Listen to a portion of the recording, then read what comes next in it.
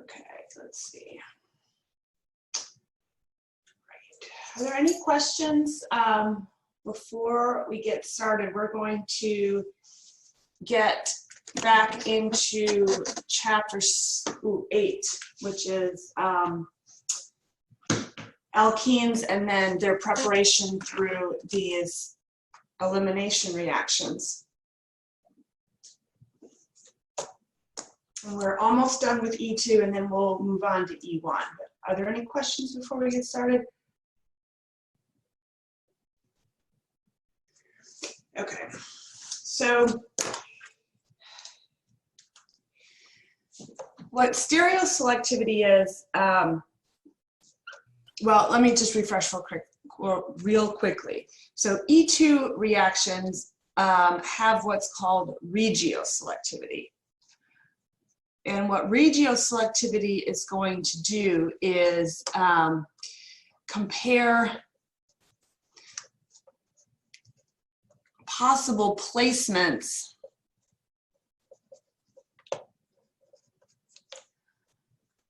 of the pi bond depending on which proton is removed.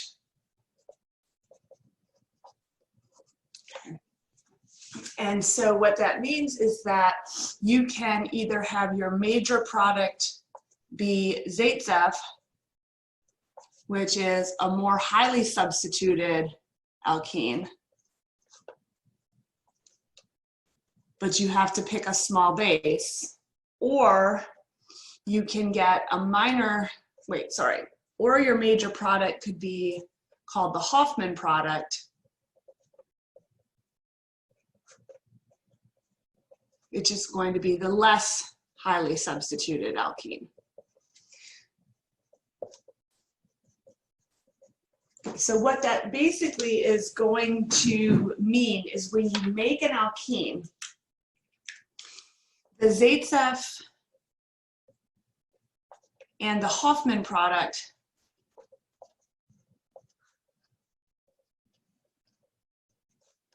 are going to involve one of the same carbon, one different carbon.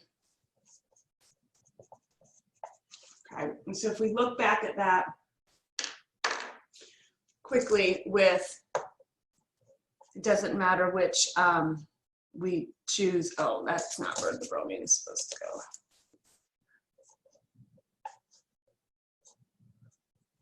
So I'm just going to say that I'm going to use hydroxide, which is a small base. So the dominant or the major product is going to be the Zaitsev product. Okay. So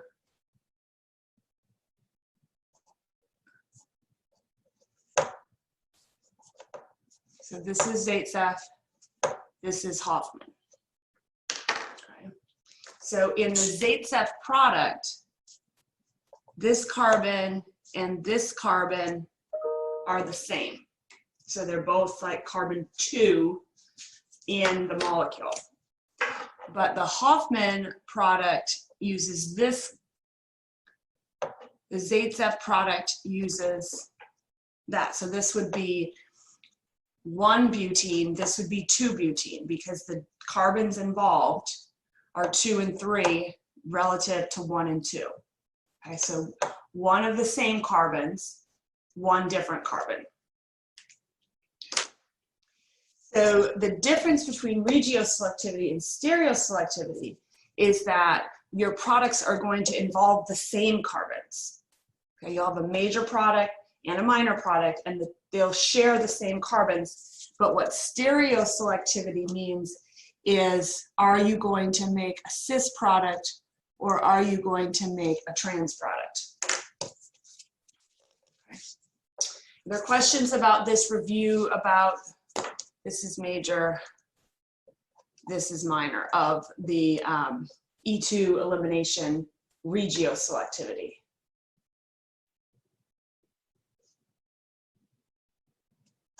Okay. All right. So stereoselectivity then is going to go back to recognizing that a cis alkene and a trans alkene have different stability. Okay? This is the cis because the R groups are on the same side. This is trans. The R groups are on opposite sides.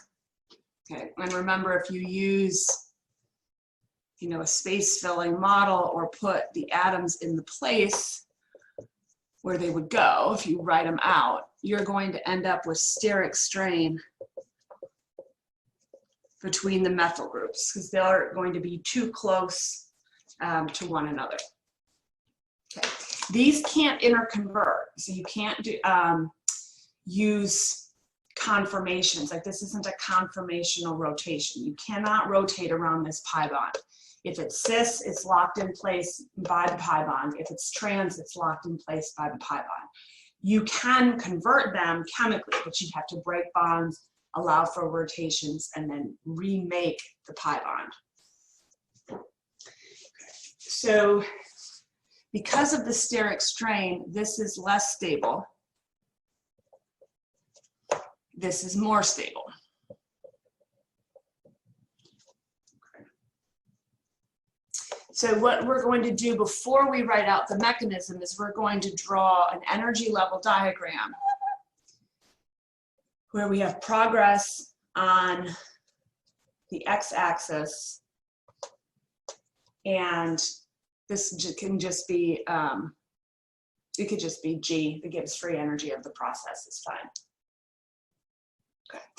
So in E2 eliminations, these are one step. So they don't involve an intermediate. They involve a transition state. Okay. So the transition state stability is related to the stability of the final product. So the transition state that leads to cis is higher in energy or less stable than the transition state that leads to trans.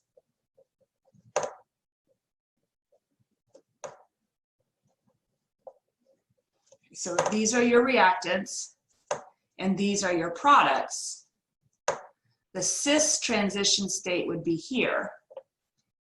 The trans transition state would be there. So if you drew your energy level diagram for cis, you'd have a higher activation energy, which means it's going to be slower in formation than the trans.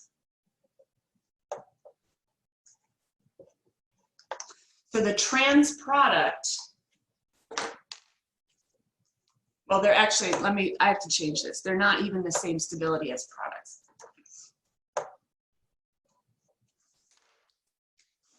Sorry, that was a mistake. So this would be the cis product. This would be the trans product.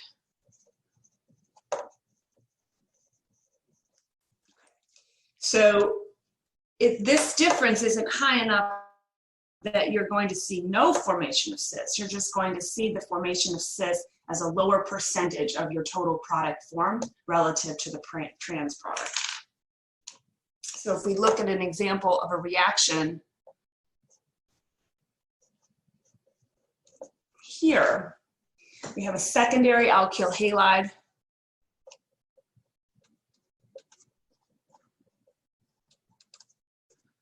Three bromo pentane, and it's symmetric. So this carbon and this carbon are both secondary as well. So pulling a proton off of this carbon here is the same as pulling a proton off of this carbon here. We use hydroxide as our base, and we're going to get a trans product and the cis product.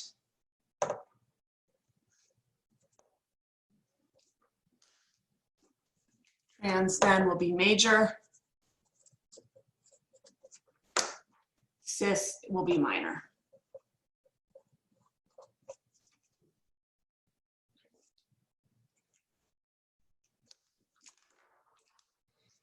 Are there any questions about stereoselectivity? We've drawn these mechanisms several times, so we do have one other thing with stereoselectivity we have to do with rings before we move on. But are there any questions about this, this type of example?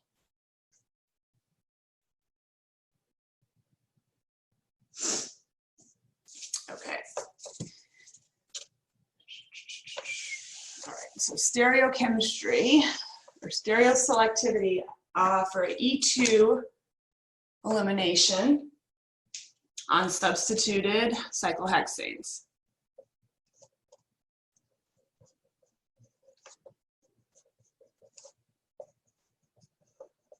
Okay.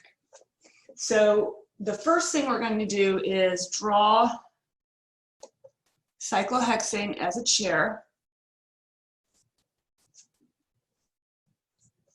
Okay. And we're going to put only 2 atoms on this. Here we're going to put a chlorine axial up, and here a hydrogen axial down. Okay. With one substituent, this will easily interconvert and do ring flips or chair flips at equilibrium. So we'll have both products or both of these conformations in our reaction mixture. And here we would have the chlorine equatorial up. Here we would have the hydrogen equatorial down.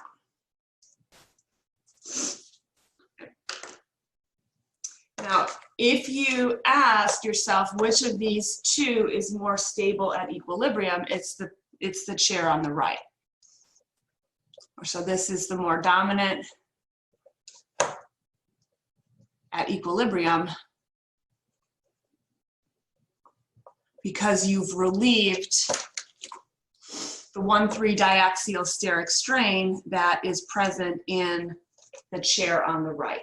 Excuse me, on the left. So you have 2 times 1,3 diaxial strain.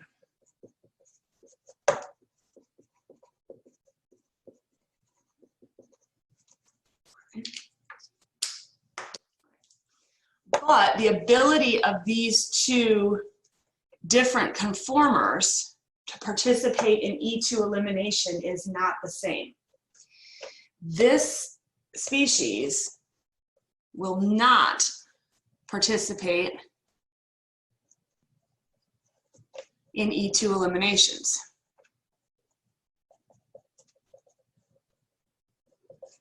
There's a requirement when you have substituted cyclohexanes that you have to have your leaving group and your proton having a dihedral angle of 180 degrees. Okay. That's called being anti-periplanar.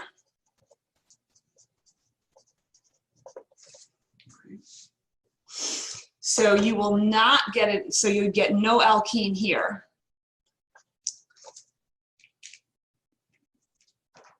But your product here would have a pi bond in the ring like that. And then the presence of the pi bond is going to slightly alter the shape of that ring, so it could be drawn like this. Okay.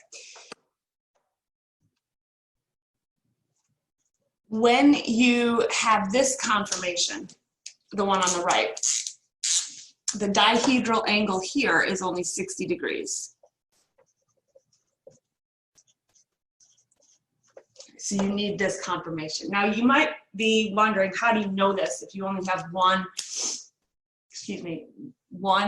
leaving group and they're conformationally mobile at room temperature and pressure.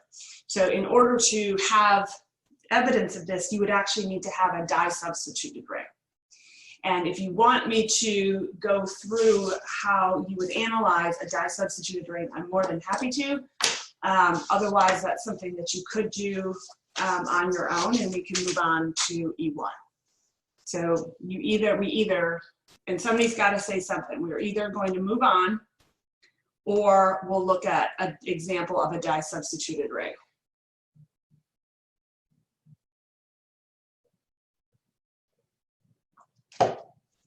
Okay, so 2 votes for the example.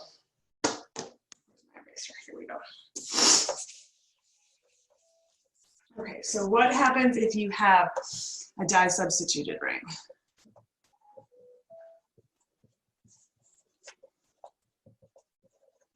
Okay, so let me just make sure I do this right. Okay.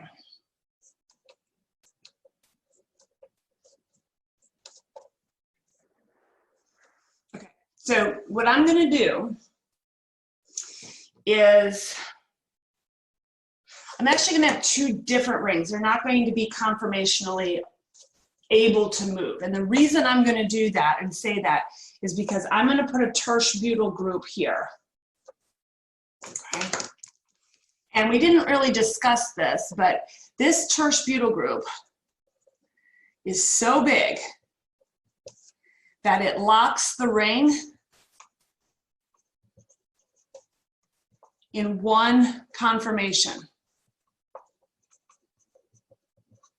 So the amount of 1,3-diaxial steric strain that would result if a tertiary butyl group could get axial is so big that the activation and energy barrier to conformational chair flips is too great for the process to happen. So this ring will always stay 100% in this conformation. I'm going to redraw it a little bit lower so I can get my other groups in there. So we only have 1 ring we're talking about in this situation. Okay, so we have an equatorial up. And now what we're going to do is we're going to compare it to another ring that's locked in place by having an equatorial up tertiary butyl group. Okay, now on this ring, we're going to put an iodine and a hydrogen. So this would be cis. B comes before I, so 1 tertiary butyl, 4 iodo cyclohexane. Okay, and now I'm going to put on this ring the iodine down.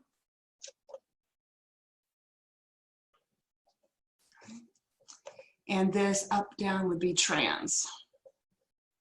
1 tertiary butyl, 4 iodo cyclohexane. And they're locked in place, both of the rings. So in the presence of a strong base, this ring will undergo, I'm going to draw it like this, a elimination reaction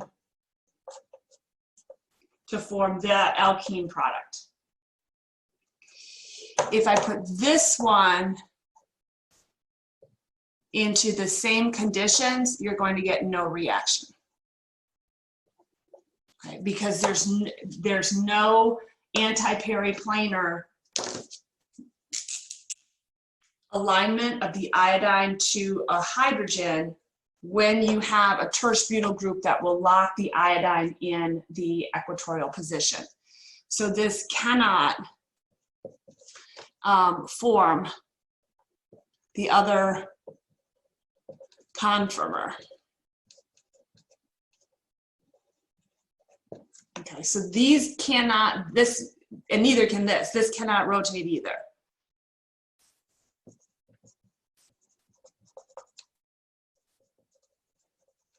So what that means is if you have 100 molecules in your beaker, 100 of them look like this.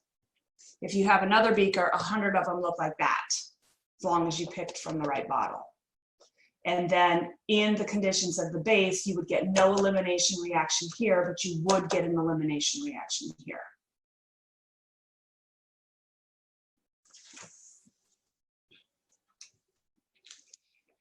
Are there any other questions about that idea? I have maybe a stupid question. No, it's not a stupid question. So on the left one, I thought that would come out as trans since one is facing up and one is facing down. Here? Yeah. No. You don't use hydrogens. Oh, of course. See, it was a stupid question. No, it's not. It's a good thing to remember. So you're always looking at non-hydrogen groups. So since this is up and this is up, it's cis. Awesome. Thank you. No problem. Any other questions before we move on to E1?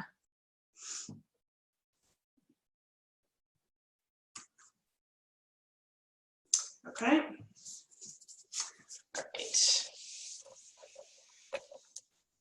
All right. Okay, so the E1 mechanism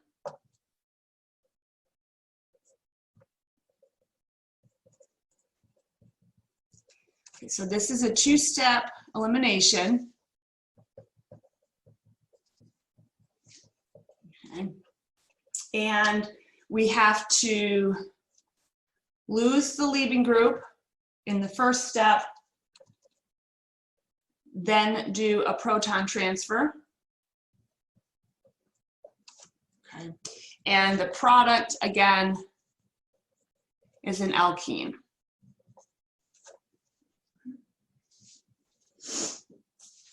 All right, so we're just going to do a little bit of refreshing before we go into some of the details. So what we're going to do here is just draw a substrate with a leaving group, and then on this carbon here to the right, put a proton, although recognize that this is a beta carbon as well as this. So the protons could come from any one of these three beta carbons. I'm just picking that one for clarity. So the first step is the loss of the leaving group, which means you have to go through carbocation intermediate. I just rotated it. So this is just, I like to draw them like this. I don't know why. So here's my proton that I'm going to have pulled, and here's my carbocation. So this is alpha, and this is beta. And this is a tertiary carbocation, so it's not going to rearrange. There's nothing, there's no place for it to go that improves its situation through resonance stability. So then in the second step, if I take my base and a lone pair of electrons, and I'm going to come and grab the proton, electrons fall into a pi bond, sigma to pi. And then what I'm going to make is my product alkene plus that base connected to the proton it grabbed. Okay. So remember, this one is the molecularity of the reaction. So the rate determining step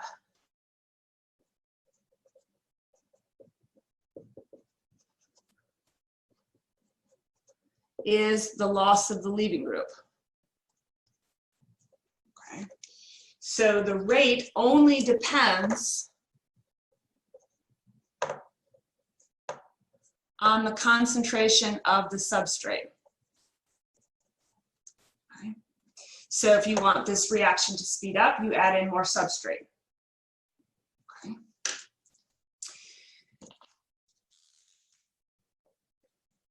This bit here, This is your carbocation intermediate.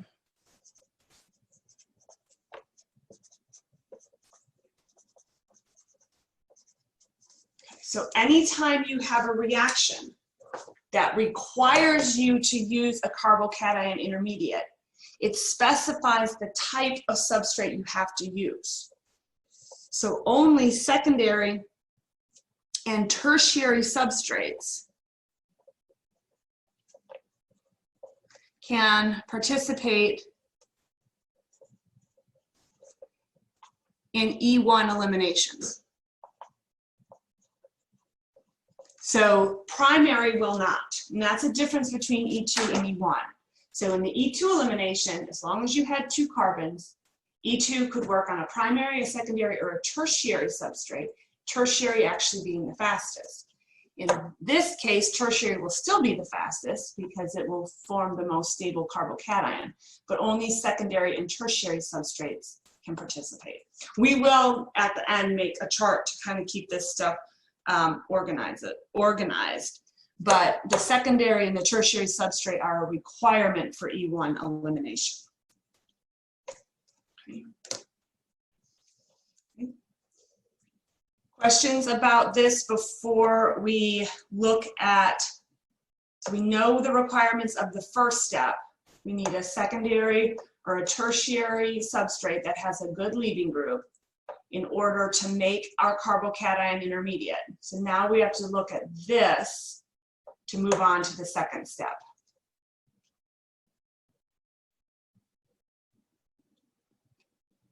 Okay.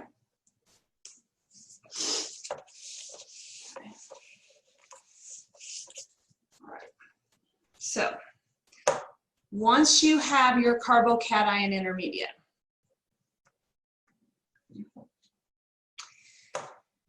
what happens next depends on the identity of the thing you're using. These are highly reactive because this is, I mean, they're stable in the sense that you can make them and isolate them, but you have an electron deficient carbon. And so the second step is going to be fast. If what you have in your reaction container is a nucleophile, then you're going to make the substitution product. Okay. If what you put into your reaction mixture is a base, you're going to get the elimination product.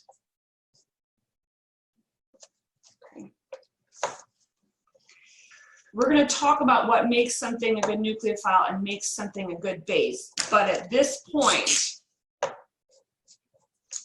what I want you to write in your notes is that conditions, so reaction conditions that support the SN1 mechanism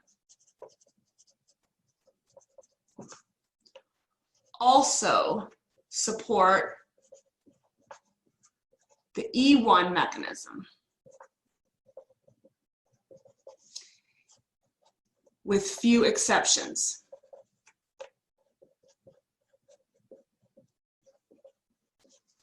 Okay.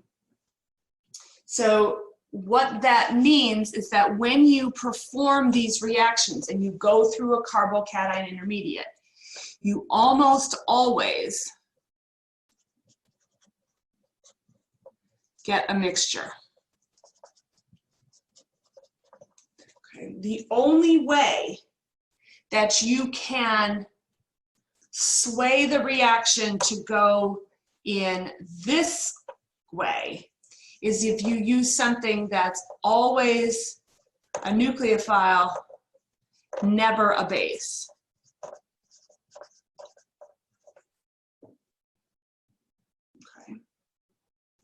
So something like chloride would be okay. Chloride isn't going to pull protons off. It's a weak conjugate base.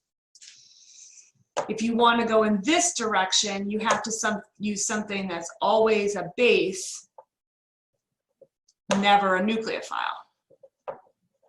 And there aren't a lot of examples of that. The best one I can think of right now off the top of my head is a hydride.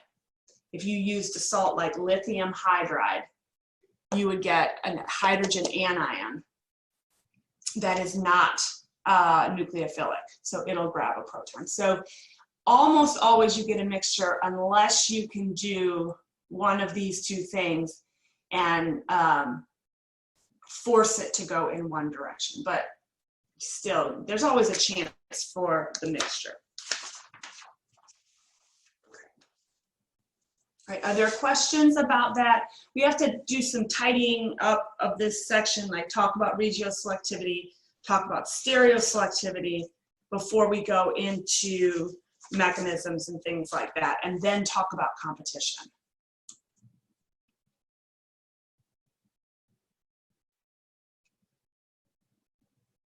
Okay.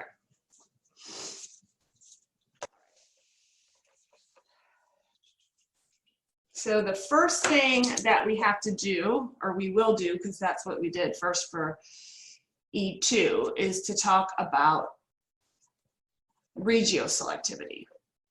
So for E2, remember, regioselectivity was the Zaitsev product or the Hofmann product, and you could manipulate the reaction based on the size of the base. In E1 reactions, the preference or the preference of the reaction is to have a major product as Zaitsev. Okay. Right. But in E1, you cannot use the size of the base to manipulate the reaction. There's no way for you to switch which will be the major and the minor product in E1 eliminations. It's always the Zaitsev product. I'll show you the mechanism for this in a minute, but if you have hydroxide, which you know is a bad leaving group, but it's a tertiary alcohol. So tertiary alcohols can be fixed to make good leaving groups if you use a strong acid. Okay, now this reaction requires a temperature of about 80 degrees Celsius. And we're not going to talk about the effective temperature. That's a more advanced topic. So you won't be asked at which temperature will this reaction proceed to an E1 elimination. We're not going to do that. But when you have these conditions, again, you have a primary beta here, and a secondary beta inside the compound. It doesn't even look like a 2. There we go. So you're going to get a mixture of Zaitsev versus Hofmann, but this will always be major. This will always be minor. And you cannot manipulate conditions to switch this order. Okay. The second part of this then is the stereoselectivity. So that means, are you going to make cis or are you going to make trans? Okay. Now, unlike E2, these have no requirements such as anti-periplanar geometry or anti-periplanar alignment.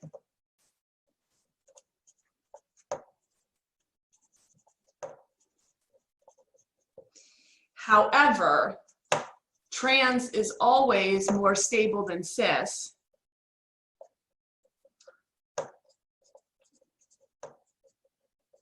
So you see the trans product dominate.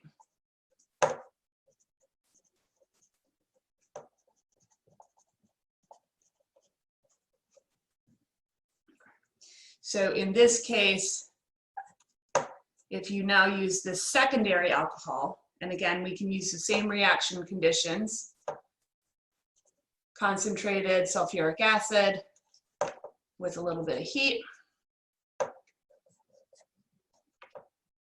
Trans will be major.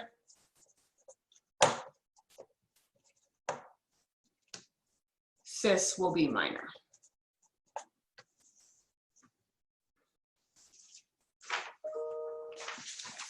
The reason to go through this is like when you're asked questions, like what is the product of the following elimination reaction? You should always pick the major product.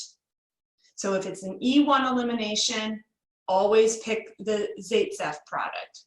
If it's an E1 elimination, always pick the trans product. If it's E2, then you would have to look at the size, the base involved, the size of the base in order to determine the major product.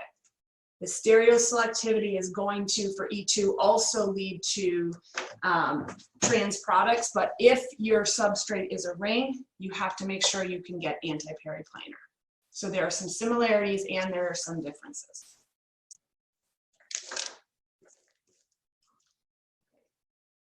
Questions before we look at mechanisms. So I'm going to do one, and then I'm going to give you one to practice. Okay, we're actually going to do the mechanism for this tertiary alcohol. So we can redraw our terse butanol. And we're going to say that we're using concentrated sulfuric acid and it's warm. Okay. Now, there is water in a concentrated sulfuric acid solution. So the way I'm going to draw this,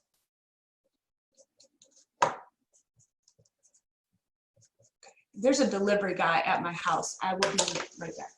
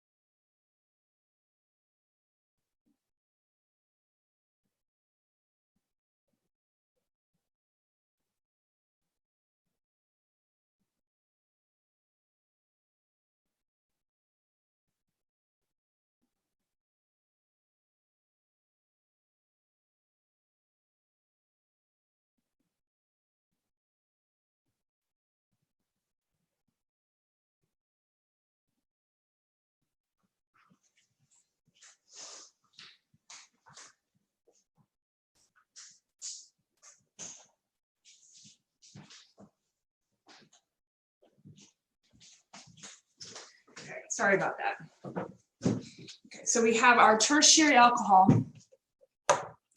and then the concentrated sulfuric acid, I'm just going to draw it as the hydronium cation. You can deprotonate sulfuric acid, oops, but the structure of sulfuric acid isn't quite as easy to draw. And you'd have to pull a proton off of that and make the correct conjugate base. So it's actually easier to draw it like this. Okay, so we have a poor leaving group. So we're going to convert that to a good leaving group by taking a proton off of the hydronium cation, and those sigma bond electrons become a lone pair to form water. Oops. Oh, no, that's right.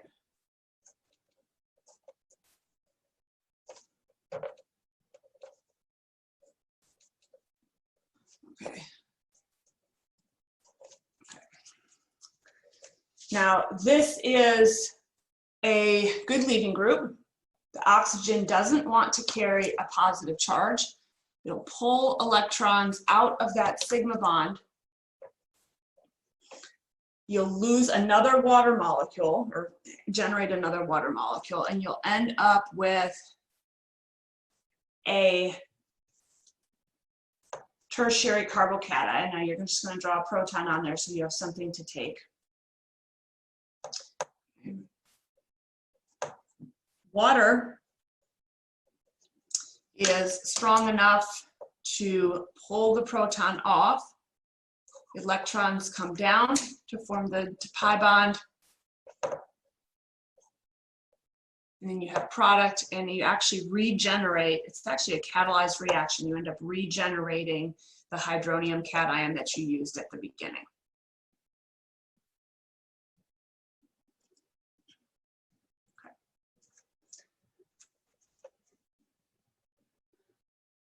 Okay, questions about this mechanism before I give you one to practice? And the one I'm going to give you is not trivial, but I want you to think about all the little components that are possible when you do this mechanism.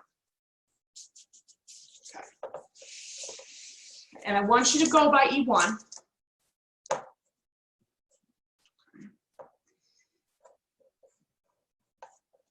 And I'll give you some hints to get you started. Okay. All right.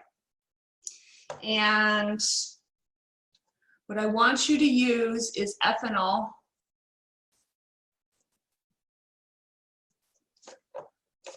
Use that as your base.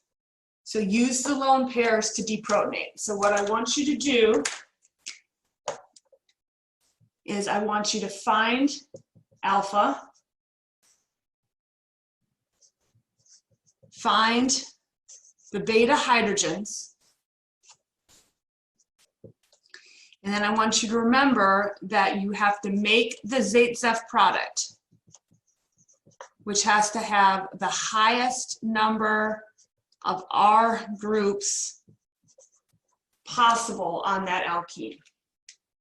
Okay, so you guys take a few minutes to do that, and then I'll walk you through it, and then we're going to start talking about competition.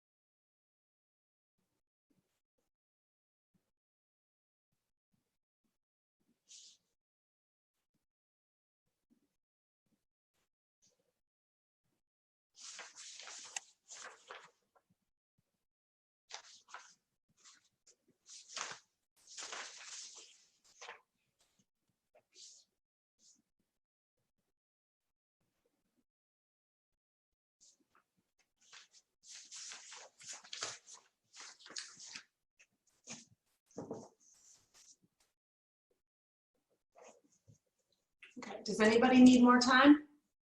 Are you ready for me to walk through it?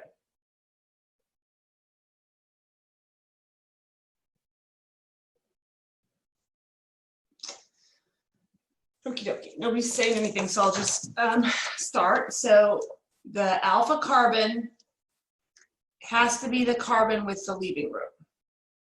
Okay. The beta hydrogens are the hydrogens that are on beta carbons, so they have to be one carbon over. So you have 2 beta hydrogens here, and those are on secondary carbons, or on a secondary carbon. Oops, can't see that, sorry. Okay. You've got 3 up here. Those are on a primary carbon. And you've got 1 hidden here on the tertiary carbon. Okay. Now, if you don't know what to do, you weren't asked necessarily to, don't have to draw the mechanism if you don't want to, but you could say that, let me put a circle around them. So this is what happens if you take them from here. What happens if you take a hydrogen from here? So we'll do that one in orange. What would happen if you took a hydrogen or the proton here? So if you pull one of the green protons, okay, then what you would make is this product. Okay, because the bromine would leave, and you'd end up with a carbocation in this tertiary position. So step 1 would make, oops, that carbocation. Okay. If you pull a proton from this hydrogen, then the pi bond would end up in this position. Okay. So if you pull from the orange position,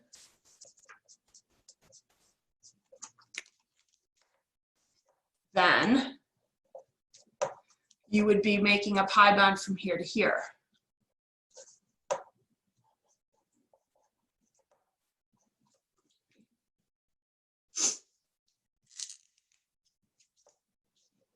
If you pull the proton from the purple position here, then you end up with your pi bond there.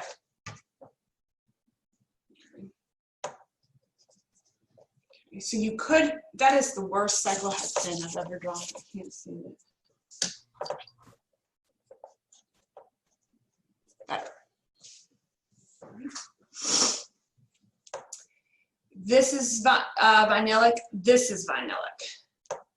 There's 1, 2, 3 groups off, so this is a tri-substituted product. Vinylic, vinylic. There's only hydrogens up here. This vinylic carbon has 2 allylic, so that's di-substituted. Vinylic, vinylic. 1, 2, 3, 4, tetra-substituted. So this is your major product, because you want to make the most highly substituted alkene product.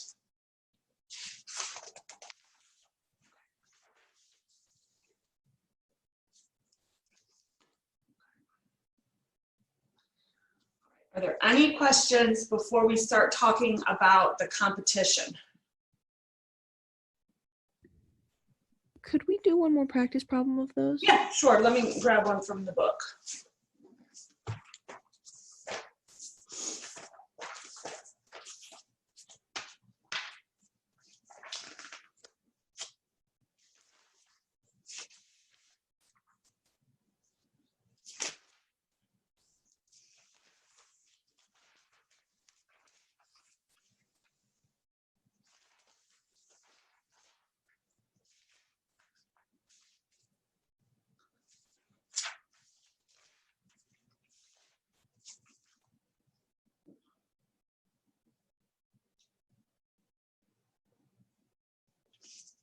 Okay.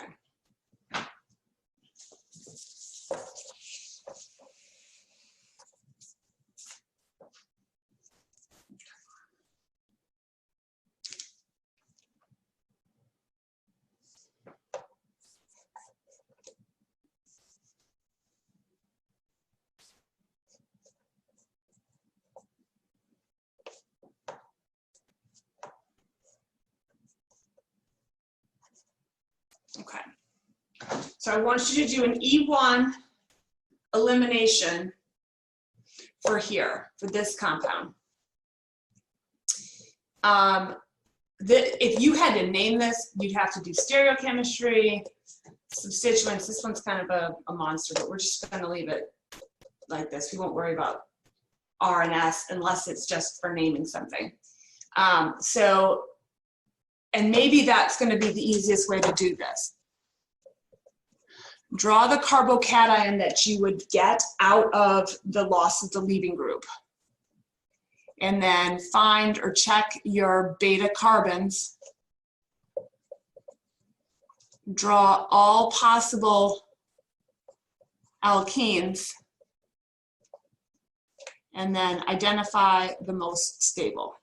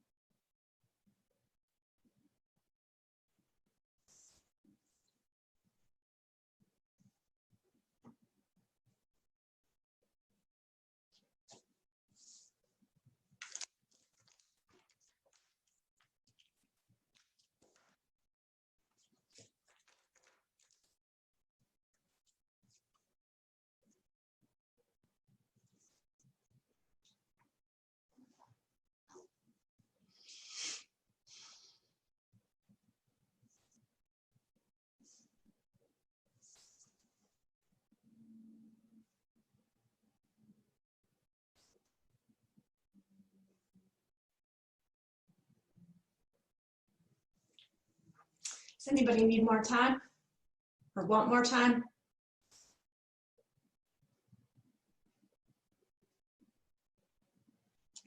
Okay. So alpha is here,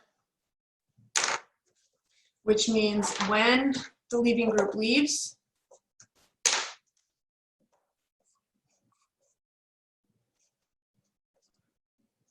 you're going to make this structure. Okay, so this is a tertiary carbocation. There's no resonance that you have to worry about because there aren't any pi bonds around here. So we don't have to worry about a carbocation rearrangement based on being able to go from tertiary to tertiary allylic. So at this point, it's just finding the possible beta hydrogens. So we'll say the orange beta hydrogens is one option. Red is a second option. purple is the third option. And then we'll just write, if we lose a hydrogen from the orange position, then our product looks like this. If you lose a beta proton from the red position,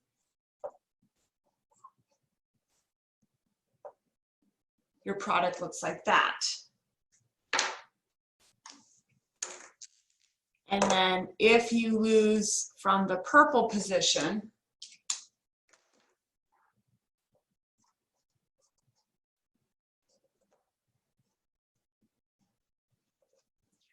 you look like that.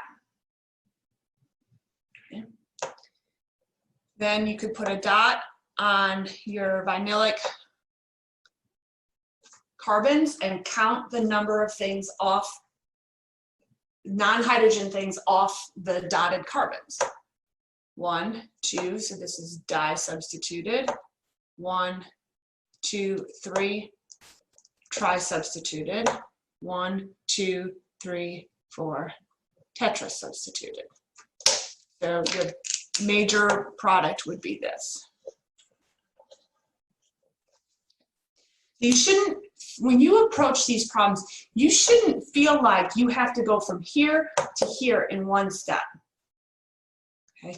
Going from here to here in one step takes time and practice and experience. And so if you go from here to here to here, here, here, that's fine. That's perfectly fine. And then make your decision based on analyzing all the possibilities. Okay, are there any other questions?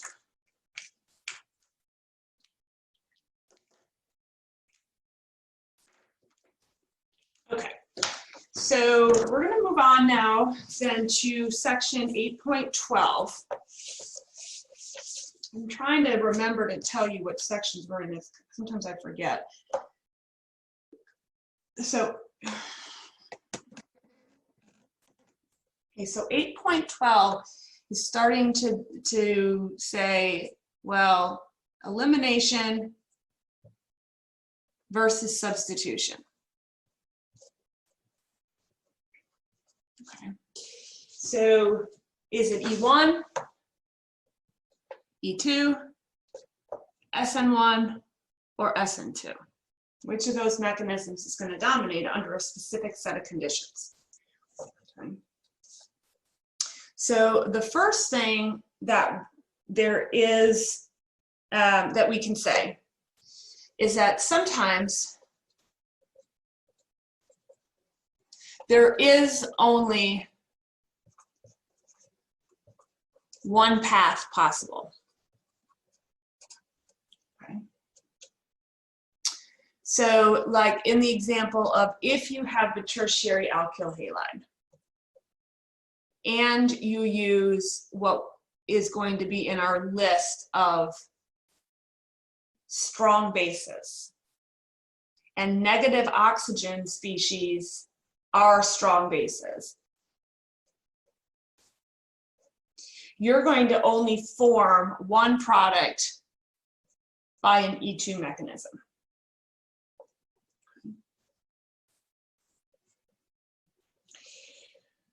But sometimes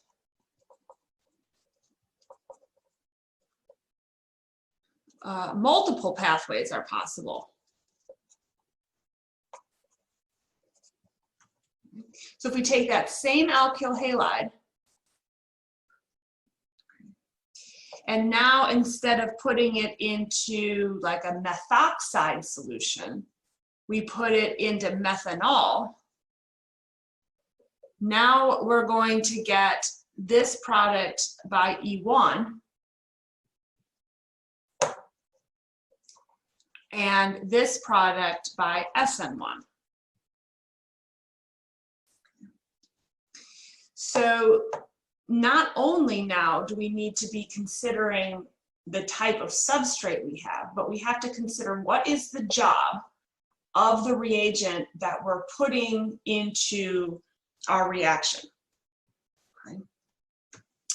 And you've seen me draw this before, where we have the reagent and then we say, is it a nucleophile? Is it a base? In order to predict product placement. Nucleophiles, you know, can be strong or weak. Bases can be strong or weak.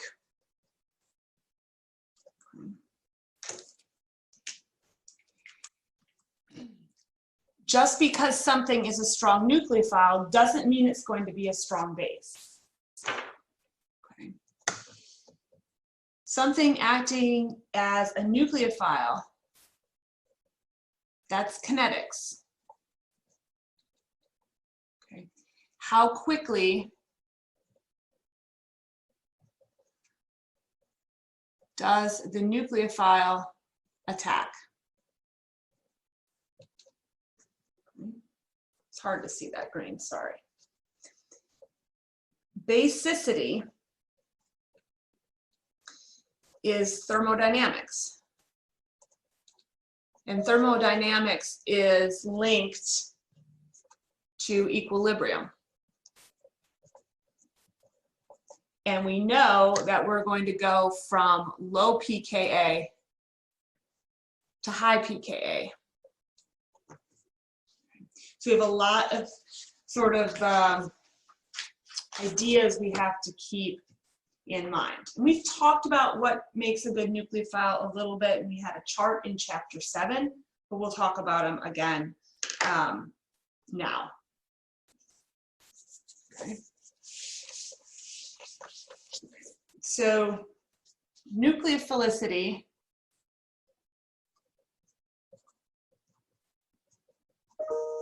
which is a fancy word for ability to act as a nucleophile.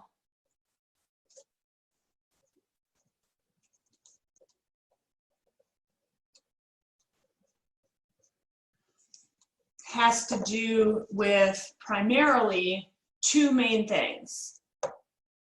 First is charge. Okay. So a negative thiol is a stronger nucleophile than a protonated thiol.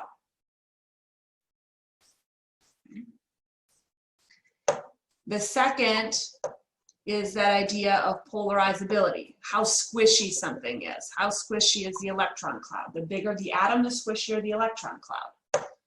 Sulfur is a squishier or more polarizable atom than oxygen. So now both of these are strong nucleophiles. This is stronger than this. The thiol is stronger than the dihydrogen sulfide, but dihydrogen sulfide is a better, stronger nucleophile than water because of the polarizability of the sulfur. Okay. And like I said, we're going to make a chart, but you do need to have some background and some conceptual knowledge of why these things are true. Okay, so now basicity, again, is a thermodynamic consideration.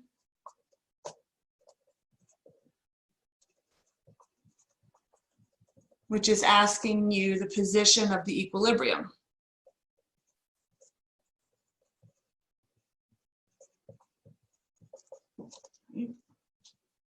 So for example, if we take hydroxide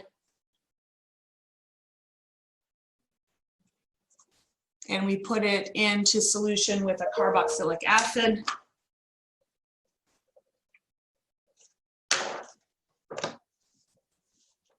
we're going to make water and acetate.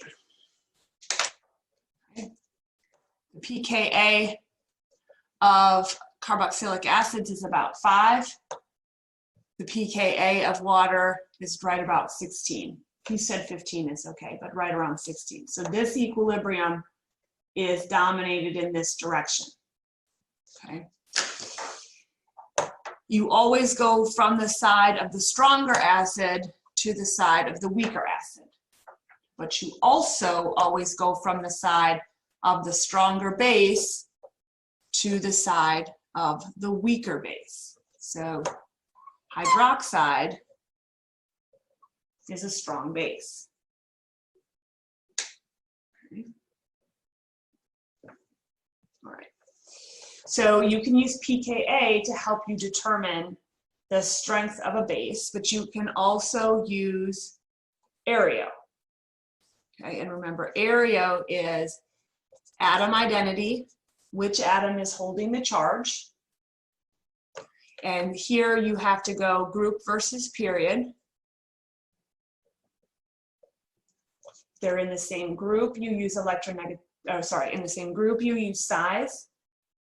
In the same period you use electronegativity. Is your base resonance stabilized? Do you have inductive effects from highly electronegative atoms like the halogens? And then in chapter 10, we'll get into how orbitals help stabilize.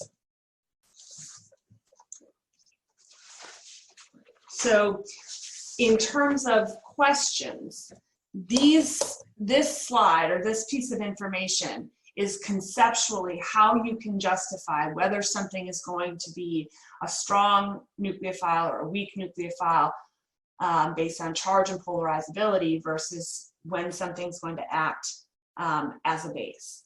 Now I will say that when you have these things on paper, or in this case a whiteboard, whatever, it's not, I mean, you can say that this is the way it's going to go and then go into the lab and it goes a totally different direction.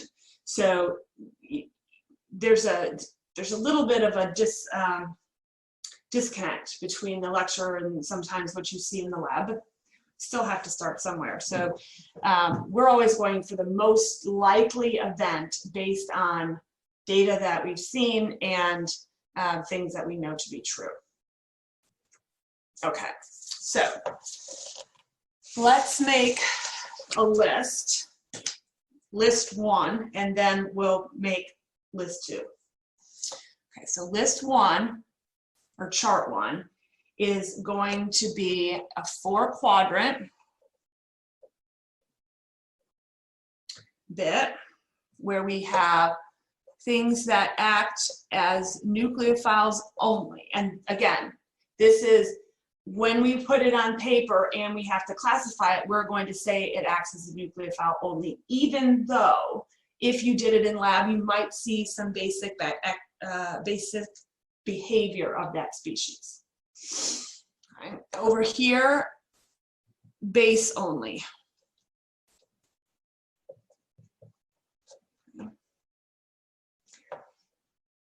Down here, I want you to write strong base. Okay. And then this last one is weak nucleophiles, weak bases. So in this category, they're both. Okay.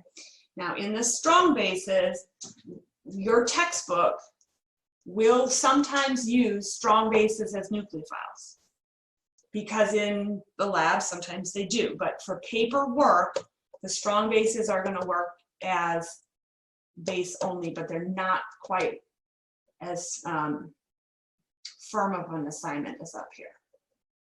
Okay, so things that act as a nucleophile only. The halides. Okay, remember those are very, very weak bases because they're conjugates of incredibly strong acids. The different types of thiols. The negatively charged sulfur species act as nucleophiles. And then due to polarizability, neutral sulfur species will act as nucleophiles as well. The base only is a short list. It's hydride. And again, oh my gosh. you'd get that from a salt. So like lithium hydride, sodium hydride. Group 1 salts are soluble, excuse me, so you would get ions into solution and that would go as a base only. The strong bases are the oxygen species. Hydroxide, methoxide,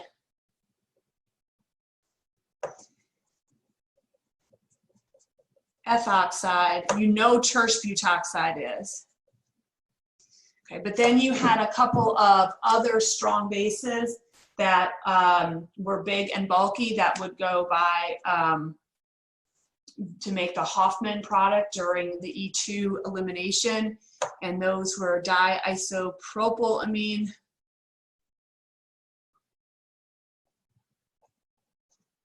and then triethylamine. Remember, all amines have nitrogens with lone pairs. Nitrogens with lone pairs make good bases. The weak nucleophiles, weak bases are things like water, methanol, ethanol.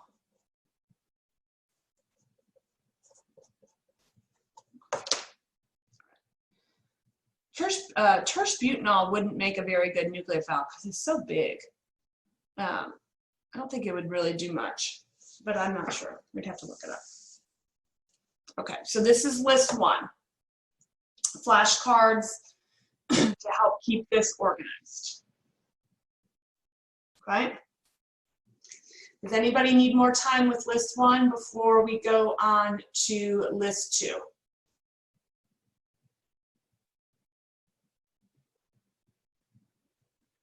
Okay. So list 2, again, we need quadrants. Right? And we're going to write SN2, SN1, E2, E1.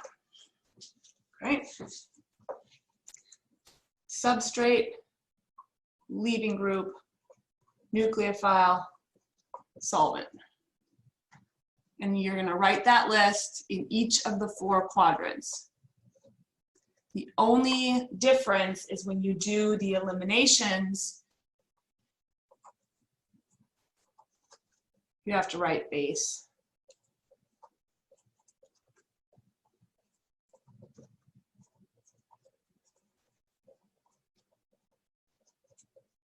Okay.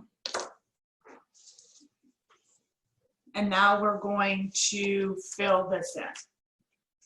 Okay. SN2, 1 step, backside attack on an open or accessible partially positive carbon. So this is methyl or primary. The leaving group needs to be good.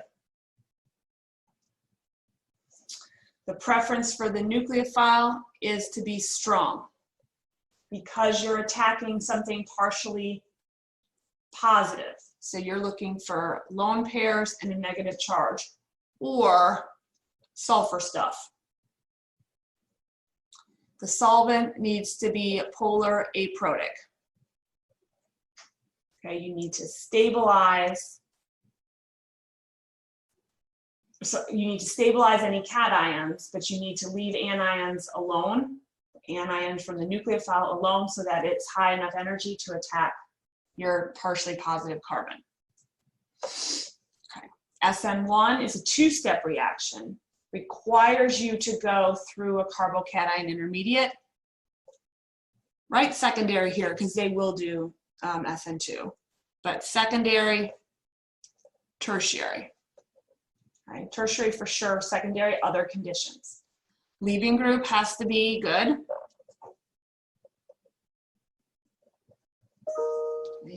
The nucleophiles tend to be weak because you don't have to blast a carbocation with a bazooka. Okay. Solvents, polar protic.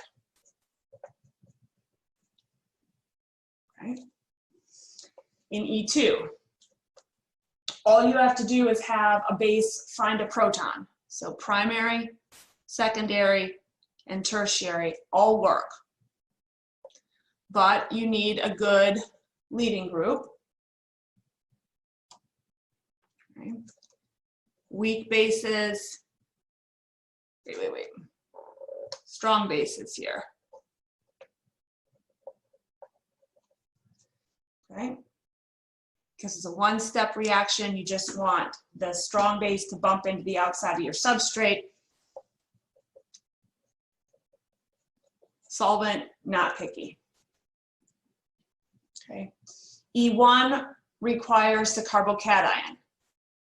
Secondary, tertiary, with a good leaving group. Okay, the base needs to just be weak. Solvent, not picky. Okay. And you can see that even though there's a requirement for a polar protic solvent here, but this is not picky, a weak nucleophile or a weak base could be something like water, is a weak nucleophile and a weak base. It's also a polar protic solvent. So one compound in your reaction mixture can do multiple things and serve multiple purposes. Okay. What all this is showing you, well, it's organizing all of the bits and pieces, but SN1 conditions also favor E1.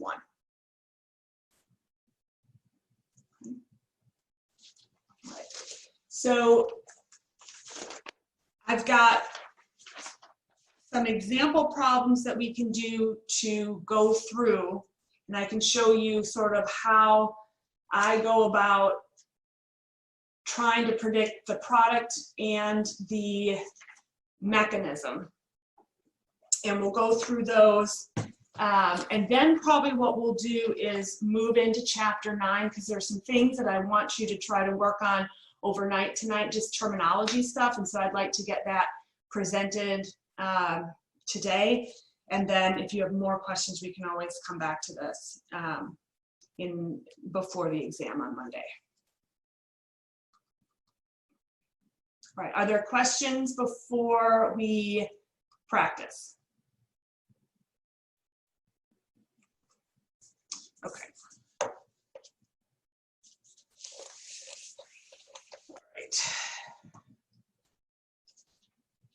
All right, so I'm going to show you like how I would do this, and then, like I said, I'll give you a couple to work on. Okay, so let's say we have this 1-bromobutane. It's not chiral. Okay, and we're going to put it into a solution with sodium hydroxide. Right?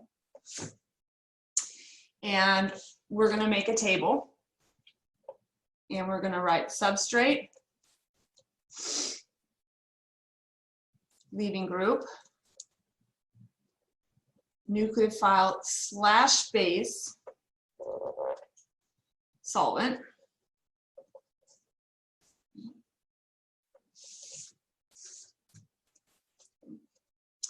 SN2, SN1, E1, E2.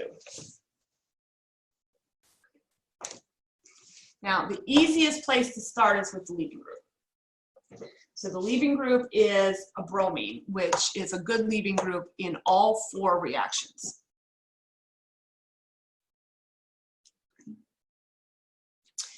Then you look at your substrate. It's a primary alkyl halide. Okay, so primary alkyl halides never make carbocations, ever. So they cannot participate in 2-step reactions. So because of that, these 2 are out,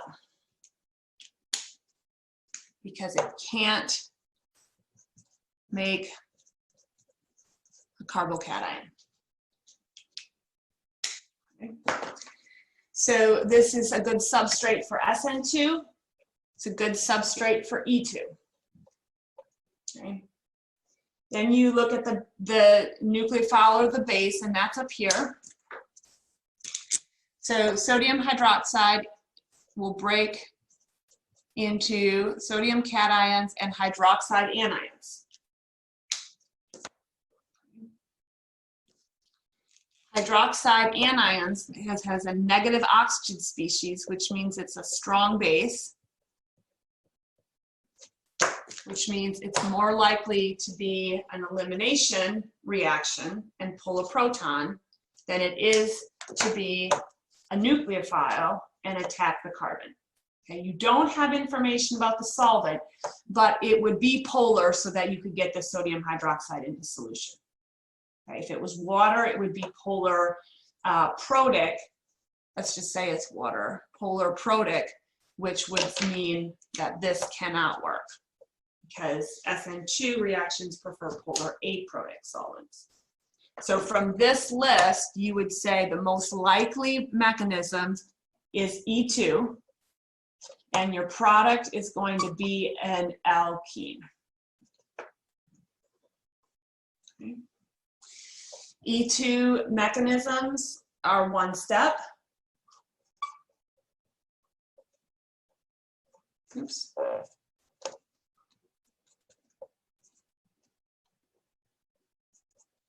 So you would show grabbing the proton, sigma become pi, loss of the leaving group.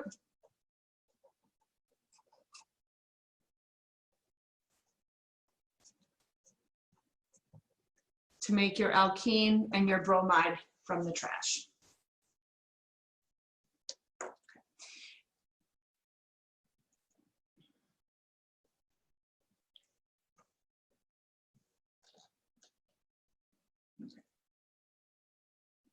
Any questions about how to approach it? I like to do it this way, like with the check marks, just because then I can make sure that I'm considering everything and I can cross out things quickly based on a few simple analysis.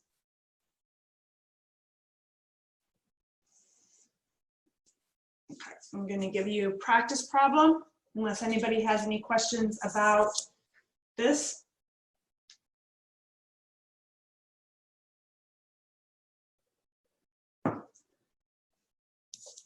Okay.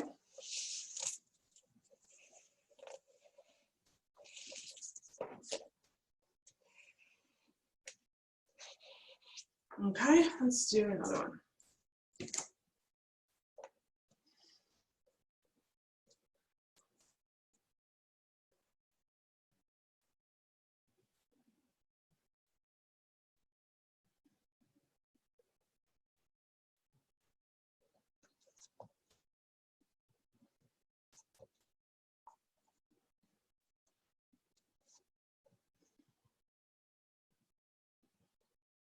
Okay.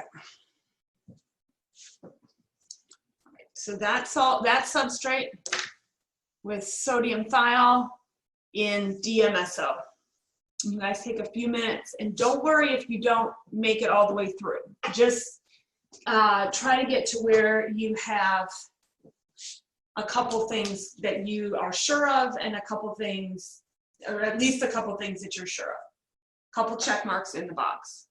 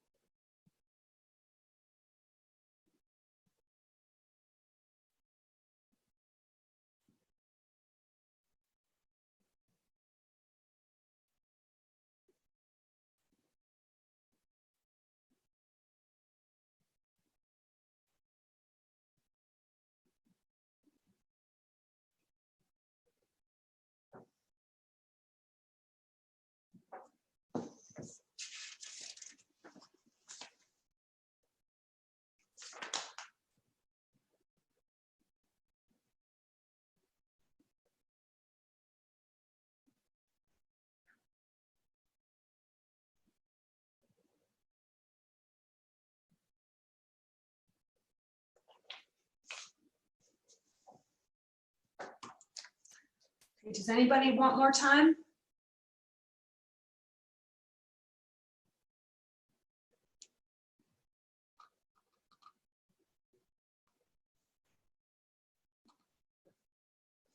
Okay. All right, so again, the easiest place to go is the leaving group. Iodide is a good leaving group. So that's a check for each of these conditions or mechanisms. Okay. Now, there's lots of places you could go next. This one is a pretty easy place to start. DMSO is polar aprotic, which means SN1 is out. So conditions that favor SN1 typically also favor, oops, E1. So I'd go ahead and knock that one out too. Okay, so this is a secondary alkyl halide. So it can do both 1 and 2 step reactions. So here and here, oh, I forgot to finish up. Polar aprotic gets a check for SN2. Sodium thiol will break apart in a polar solvent to sodium plus a negatively charged oxygen species. That's a strong nucleophile. So this will most likely go by SN2 to make a substitution product.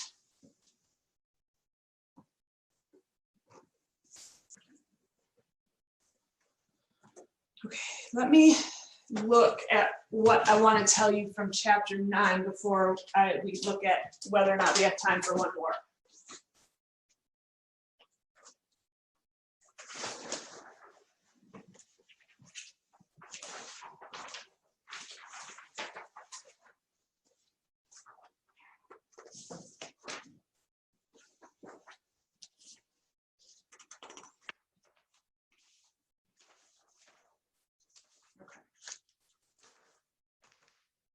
It's your call.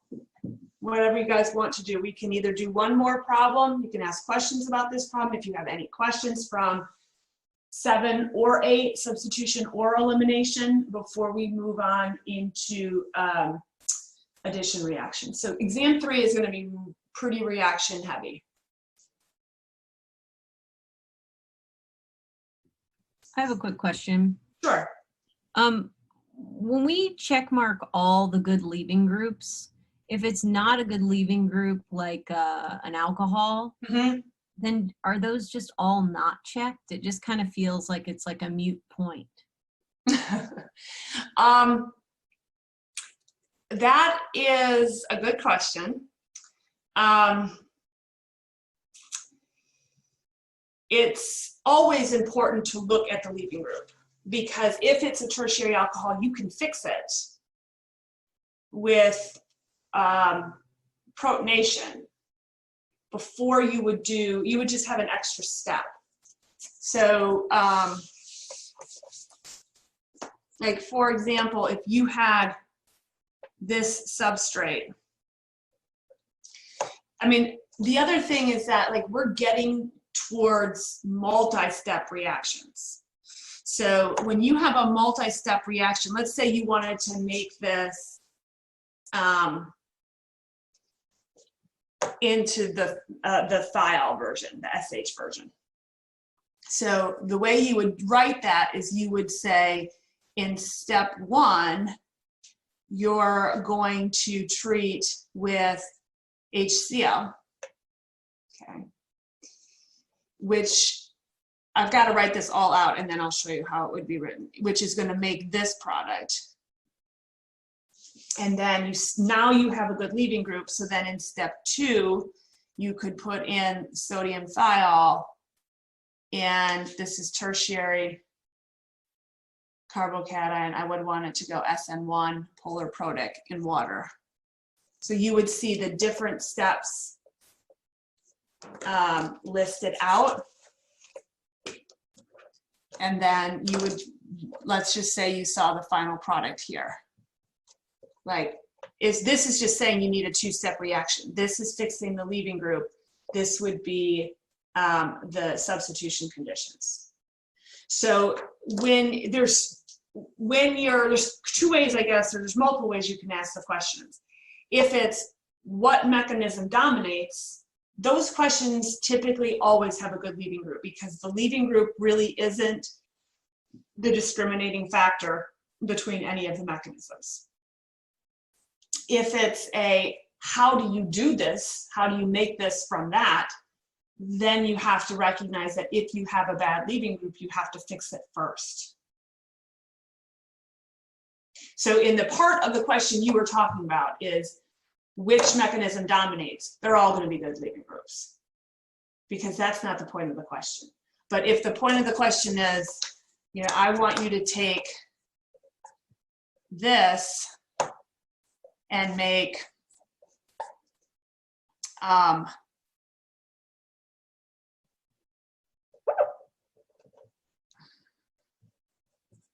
that, then you have to recognize, okay, it's a primary alcohol. So first I have to use a tosylate, and then I can do the substitution. But because if I use, this would be acetate, an acetate salt would lead to elimination because it's a strong base. So you'd need to use acetic acid as a weak nucleophile, and then you'd get a mixture of, very likely a mixture of products.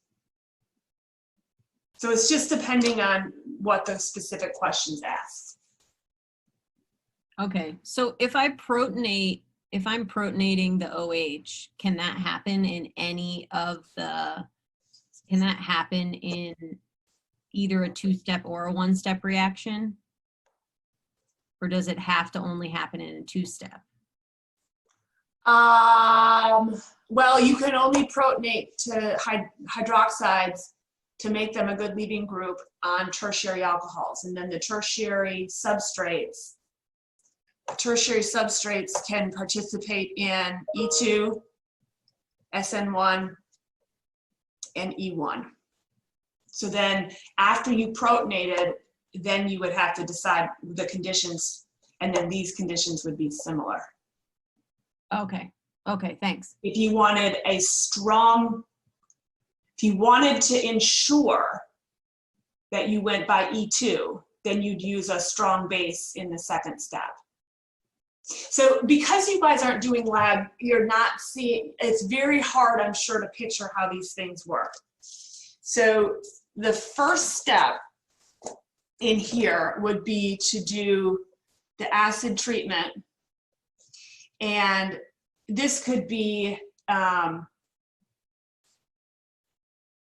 so this is organic.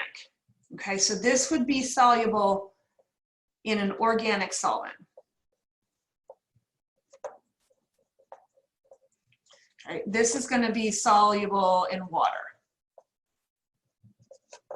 So you use this thing called a separation funnel, and it looks like a teardrop thing like this.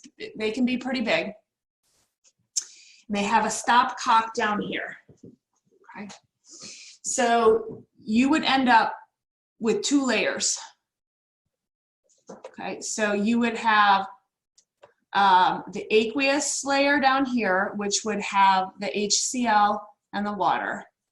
And you'd have an organic layer up here that had the terse butanol. Okay, so let's say, just say it's ether. It doesn't really matter what it is. So until you shake it, they're going to stay separate. So you put on the cap, and then you shake it. And you shake this step funnel. You have to have the stopcock closed, or it'll leak. You have to have the top on, or it'll spill. But you shake the stopcock, and at first you do it really gently. So you're mixing the layers. And then every now and then you have to stop and take the lid off so that there's not a buildup of pressure inside the step funnel. Because if you don't vent it, that glass, the thing that goes up here that caps it is glass. That thing will shoot out like a cannonball.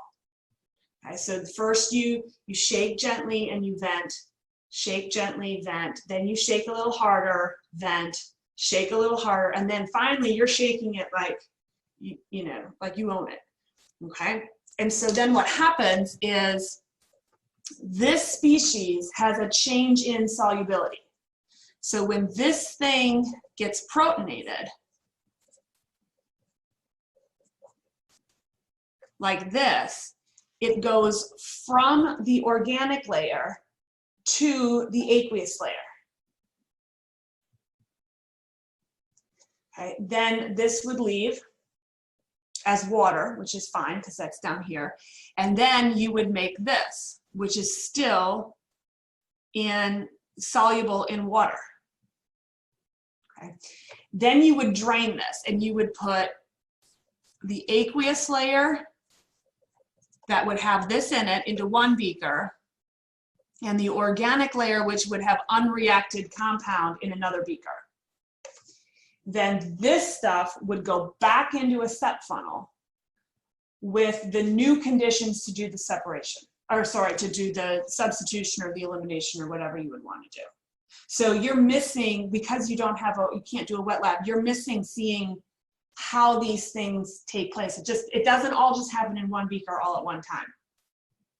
So you have to do a step, separate it, clean it up, make sure it's okay, then do another step. And cleaning up means like taking care of separating these layers.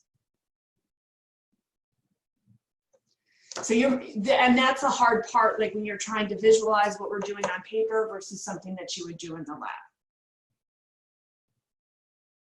Does that kind of answer your question?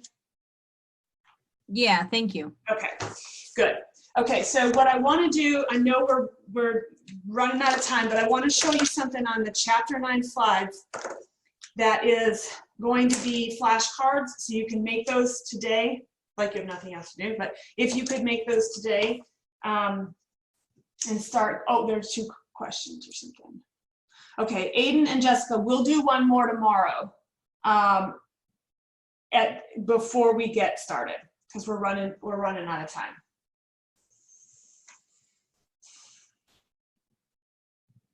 But we have plenty of time. It's only Wednesday. We're in really good shape. I'm finally on with the calendar, which if you've had me before, that's a rarity. I'm usually always behind. It's incredible. Okay, so let's see, where's my stuff?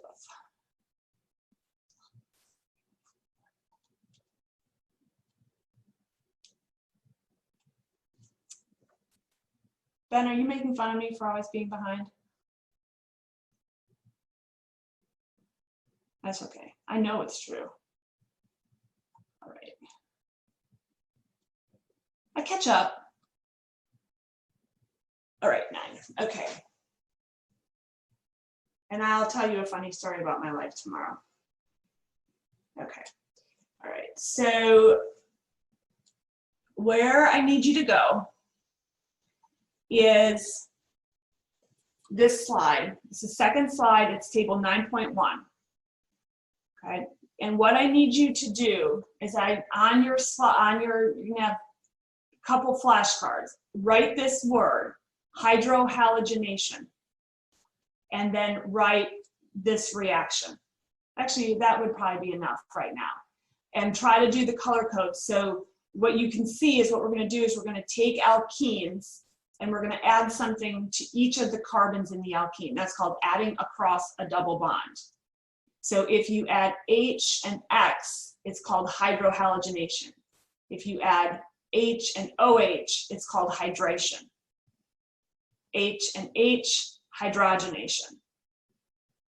X and X, halogenation. So you need to put these reactions on the front of the flashcards, these words on the back of the flashcard, and then that'll help you with the terminology used when we start going through these reactions. Okay. Right. Are there any questions or comments before we get going? Or, I mean, we get going with the rest of our day. So the next test will include 7, 8, and 9? Yes. Okay. And like I said, it's going to be reaction heavy. So pretty much from this point forward, all the chapters involve reactions. So up until chapter 5, everything was about just molecules. And now we're taking those molecules and we're actually going to do something with them. And so there's reactions in every chapter coming up.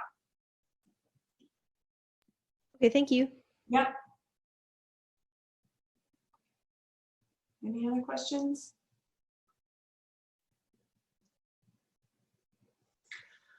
Okay, well, if you today's Wednesday, so there aren't any office hours today, but if you need something, just let me know and I will talk to you guys tomorrow. Have a good rest of your day. If you have lab, have fun. Talk to y'all later.